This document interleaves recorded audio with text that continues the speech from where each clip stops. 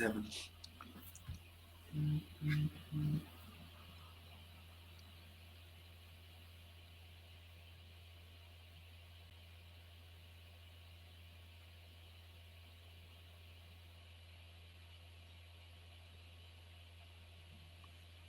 Good morning and welcome back to the second talk of the industry session. This is going to be about Qblox, a silver sponsor of Quantum Eastern Europe. The talk is going to be given by Bilal Karyoncu, who is a quantum application scientist at Qblox. We will have a 5-minute Q&A at the end, so please post your questions to the chat or the Q&A. Bilal, it's a pleasure to have you here. Please, the stage is yours. Yes, thank you very much. Good morning to everyone. I am Bilal from Qblox, and as Qblox, we are really happy to be part of this Quantum Eastern Europe conference. And I would like to talk to you about our fully integrated quantum control stacks that are capable of controlling from handful to hundreds of qubits. So I was also taking part yesterday at the conference and listening to some talks, and I realized there's quite some audience from the theoretical part of this quantum technologies of quantum computing. So we are actually taking part as Qblox from the experimental perspective of these technologies. So without going into too much in technical details, I would like to give you a nice overview of what Qblox does in this field. So to start with, a little bit of a history of the company. So Qblox is a spin-out of QTech in 2018. We are based in Delft, Netherlands. So QTech creates a nice quantum ecosystem with other startups as well, like Single Quantum, Quantware, Delft Circuits. They are also operating for quantum technologies, and they basically develop and manufacture different parts of quantum computers.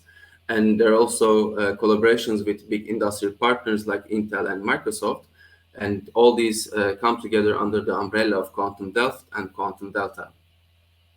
And since 2018, we are supporting more than 25 labs in various countries. They are now a team of 20 physicists, electronic engineers, electrical engineers, and software developers. And we also have many vacancies to fill in still. And then we also have a motto slogan of controlling 100 qubits per meter, which will become more meaningful to you until end of this talk. So to give you a bit of motivation without taking too much time, the aim of this quantum technologies is to reach quantum advantage, such as this means solving practical problems by using quantum computers. And some examples are efficient chemistry, material science, or drug discovery. And these are the certain problems that quantum computers are much more efficient than classical computers. This is the story we all know. And you also see some numbers at the bottom of the screens showing some rough numbers of qubits that are necessary to solve these problems, solve these equations. And these numbers are quite high. So what's the challenge behind? If you want to simplify and just show the fundamental challenges to reach quantum advantage, we can put them in a graph like this, where x-axis shows the number of qubits and the y-axis shows the qubit error. So as you can see, the quantum advantage is at the top right of this graph, where we need many qubits, and we also have to decrease the error rate of these qubits. And we are now, from the academic perspective or also from the industrial perspective, we are now at the bottom left of this graph. So there are two main challenges: increasing the number of qubits and reducing the errors. And in this picture, we are focused on bottlenecks in control stacks. Control stacks are the electronics that are needed to control and read out the qubits to do these qubit operations on the quantum on the chips. So what you see here in the slide are two pictures from a typical lab setting, one from IBM and the other one from Google Labs from 2016 and 2019. And as you can see, there are lots of electronics in there, lots of cabling, and it gives a messy picture. I don't mean to downgrade these labs. Of course, these are like high-end labs in the world right now, but that's how it is. That's how the experimental labs work. And the problems in these control stacks are that they are very costly, they're bulky, they have slow operation, and they need labor to maintain them, operate them. They also create noise within the electronic circuitry, and they are error prone.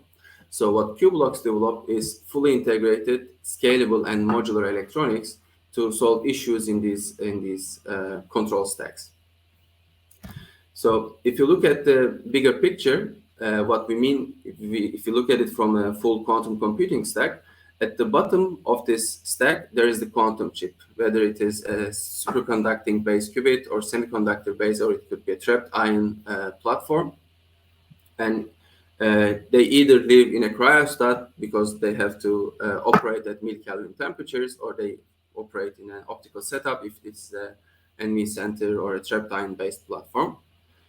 And we operate at the room temperature part of the full quantum control stack. So for the room temperature electronics, we provide control and readout electronics.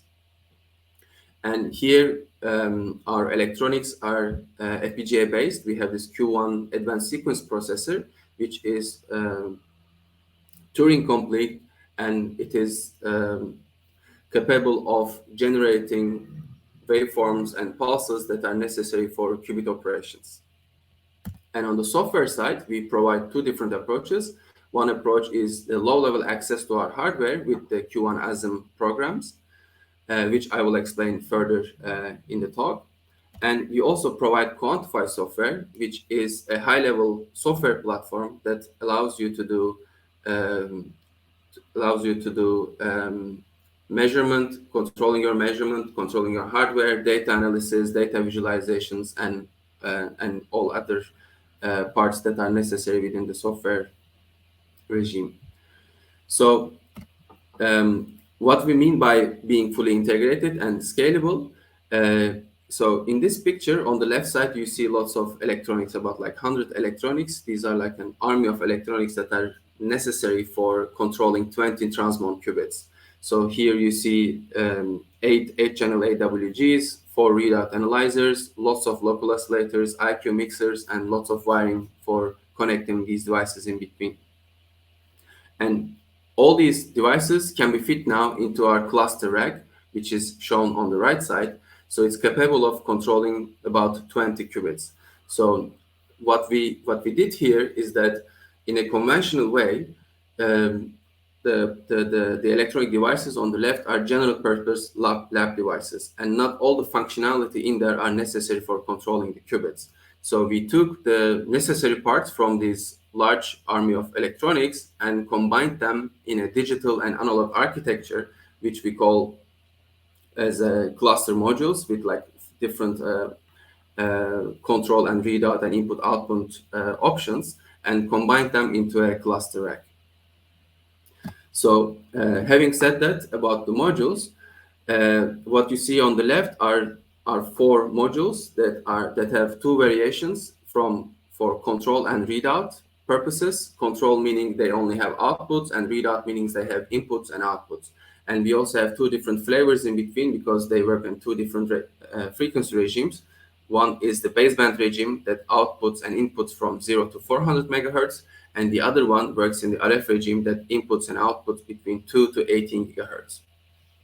And this modularity is a great tool to configure your system, configure your electronics depending on your qubit platform. So on the right side, you see 3 different examples based on superconducting qubits, spin-based qubits, and NV centers. So they are on. So the difference in the pictures are like we have illustrated some typical chip for example, superconducting qubits, and these different qubit platforms have different requirements in terms of frequency range and the input-output channels, the number of input and output channels. So by choosing different modules, you can configure your electronics, which is specific to your quantum device. Even for different superconducting qubits with different number of qubits and so on, you can configure your system. And you may also start with a, let's say, 3-qubit system with a 3-qubit chip. So, and then you want to increase the number of qubits in your experiment throughout the years. And it's very possible to add extra modules in the cluster rack to scale up your system easily. So diving a little bit deeper into the module structure, what you see here is an internal structure of one module. And just as an example, I would like to show you on the qubit control module that inputs outputs in the RF regime. So on the left here, we have the digital part, which basically receives Q1ASM instructions from the software, from the PC. And then these instructions are used to grab waveforms from the wave memory. And then there's the real-time pulse shaping. So this pulse shaping, let's say, gets an envelope shape of a Gaussian pulse or a square pulse. And then by using gain, offset, and modulation of frequency and phase parameters, it creates the full waveform that needs to be applied on the qubits. And these Q1ASM instructions are we will see an example of this, the instructions that our assembly language of the Q1 sequence processors can receive and apply. And after the waveform is generated in the digital part, of course, it's transferred to the analog front end. In the analog front end, we have this up conversion stage. This up conversion stage in the conventional way is usually an external device where you have to have a local oscillator and IQ mixer that needs to be connected with each other in a proper way, and they also have to be calibrated for I and Q values. So what you see here is the local oscillator already integrated, incorporated into the module, and we have the IQ mixer in the middle, and here you see the skull calibration box, which means that we also provide automated calibration protocols to basically make life easier for the researchers so that they don't have to disconnect and connect their cabling for calibrating their devices, calibrating the external devices. And we provide software protocols for easy calibration. And at the very end, of course, you have two direct outputs that directly inputs or outputs in the RF regime from 2 to 18 gigahertz. And next to these analog outputs, we also have digital outputs at the top for triggering other devices. Yes, this came a little later. And sync and link protocols. So this 19-inch rack not only hosts the modules, but it also has a backplane that also have electronics. And these electronics support two proprietary protocols. We call them as sync and link, and it also has a master clock for all the modules that run at 10 megahertz. So the sync protocol basically synchronizes all the channels in all the modules down to the nanosecond level, below nanosecond level. So it creates a fully deterministic operation of all the channels because especially yesterday, we have seen many examples of quantum circuits where lots of qubits and qubit operations are involved in solving certain problems. And of course, these various operations, many operations need to have certain timing relations in between them, and like latencies in between them or any out of control operation is basically destroying your full quantum circuit it's destroying your quantum operations. So sync is responsible for syncing all these channels, and the link protocol is basically responsible for distributing measurement outcomes from one input to other modules. And this is done with a very low latency, below 200 nanoseconds, and this basically opens the door for quantum error correction algorithms and work. Another important USP for us is analog excellence. So in the very beginning, I mentioned about two main challenges: increasing the number of qubits and decreasing the error rate of the qubit operations. To decrease the qubit operations, analog excellence is quite important.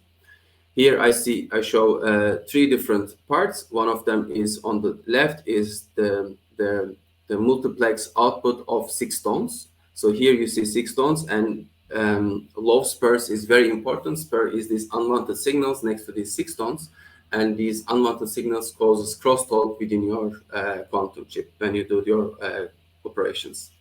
The second one on the top right is the one of F noise, which is quite important for increasing the 2-qubit gate fidelities. And also bottom right is another spec of us which is ultra low driz, that allows to minimize the times that you have to recalibrate your system. So now I would like to give a little bit overview on the software side. As I said, we provide Q1asm language. We allow writing Q1asm programs for low-level access to the hardware. And on the other side, we provide Quantify, which is a complete software platform. This is open source with BSD 4.0 license, and it's professionally maintained by us and our partner Orange Quantum Systems. It is also based on Qcode's drivers.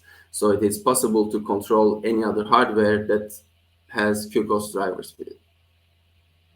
So Quantify is also responsible for orchestrating your measurement, writing quantum circuits, and also taking data visualization, and data analysis as well. And it has a layered structure. So we have, first of all, Quantify Core and Quantify Scheduler. Quantify Core is responsible for orchestrating the measurement and data analysis, and Quantify Scheduler is responsible for quantum experiments, writing quantum experiments in an intuitive way. So the layered structure is as follows. So you start defining your experiment on the quantum circuit layer. So we have seen many examples of this yesterday in the theoretical talks. So what you can do here is that for certain operations, you apply X gates, 9 gates, or controlled NOT gates, and so on. So once you define how these operations should be applied, depending on your quantum qubit platform, you can just write your quantum circuit just by calling how an X90 gate or a C90 gate should be applied from your library.